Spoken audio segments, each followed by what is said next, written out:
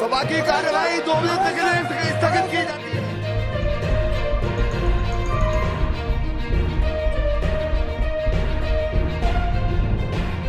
Two men entered the Lok Sabha on Wednesday and opened tear gas canisters. They also jumped into the well shouting. 2 men have been caught by the police security personnel.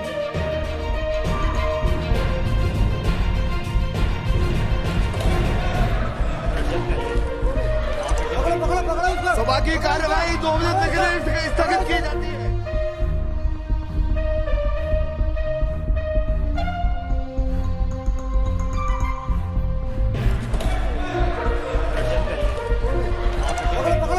सभा की कार्यवाही 2 बजे तक के लिए स्थगित की जाती है।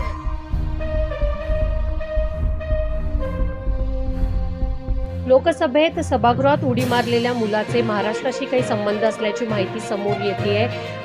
संबंधित तरुणाला पोलिसांनी तिथे ताब्यात घेतलं असलं तरी महाराष्ट्राशी संबंध असल्यामुळे इथे सुद्धा चौकशीचे आदेश देण्यात आलेले आहेत. आपल्यासोबत लातूरचे पालकमंत्री संजय बनसोडे आहेत, त्यांच्याशी बोलूयात. या मुलाची काही माहिती मिळाली आहे का? त्याचं नाव काय किंवा पार्श्वभूमी काय? त्या मुलाचं नाव अमोल शिंदे आहे आणि तो मुलगा झरी तालुका लातूर इथला आहे आणि तो मुलगा सातत्यानं पोलीस भरतीमध्ये पोलीस होण्यासाठी तो धडपडत होता आणि सातत्यानं ते फेल होत गेला अशी प्राथमिक माहिती मला तिथल्या SP-ने त्या ठिकाणी दिलेली आहे. आणि त्याच्या आईवडिलाशी त्या ठिकाणी चर्चा करतायत की बाबा हा मुलगा कशा पद्धतीनं तिथं गेला, दिल्लीमध्ये कसा गेला आणि हे कसं काय कृत्य त्यांनी केलं. तर त्याच्या आईवडिलालाही त्या ठिकाणी माहिती नाही.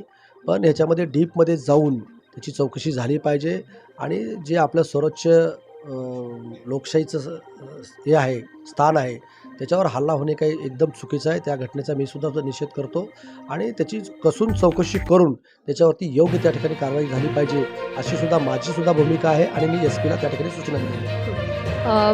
तुम्ही मनोज शिंदे असं नाव म्हणतायत आणि तिकडे अमोल शिंदे, अमोल शिंदे जे नाव म्हणताय, दिल्लीमध्ये हे कन्फर्म झालंय का किंवा त्याची काही आपल्याकडे ऑथेंटिक माहिती आलेली आहे? दिल्लीमधून मला काय माहिती मिळालेली नाही. आम्ही सभागृहात असताना आपल्या माननीय सभापती महोदयांनी संबंध सभागृहाला ती माहिती दिली की दिल्लीमध्ये अशी घटना घडली आणि त्यात एक लातूरचा मुलगा आहे आणि लातूरचा मुलगा म्हणल्यानंतर मी सभागृहाच्या बाहेर येऊन स्वतः मी SP-शी त्या ठिकाणी फोनवरती बोललो.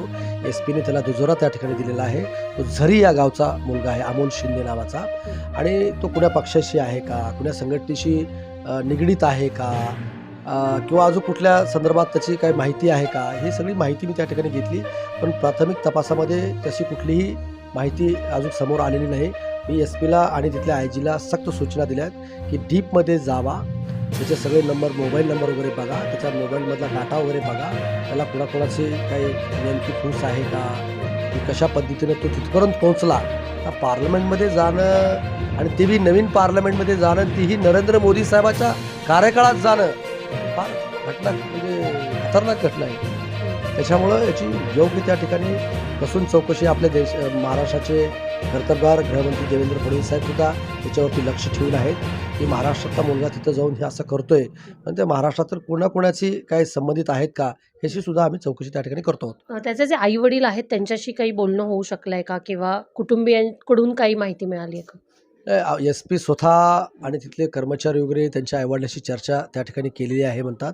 आईवडिलाला याची काही प्राथमिक माहिती प्राथमिकदृष्ट्या जर चौकशी केली असता त्या आईवडिलाला काही माहिती नाही असं आईवडील पोलिसांना त्या ठिकाणी सांगत आहेत.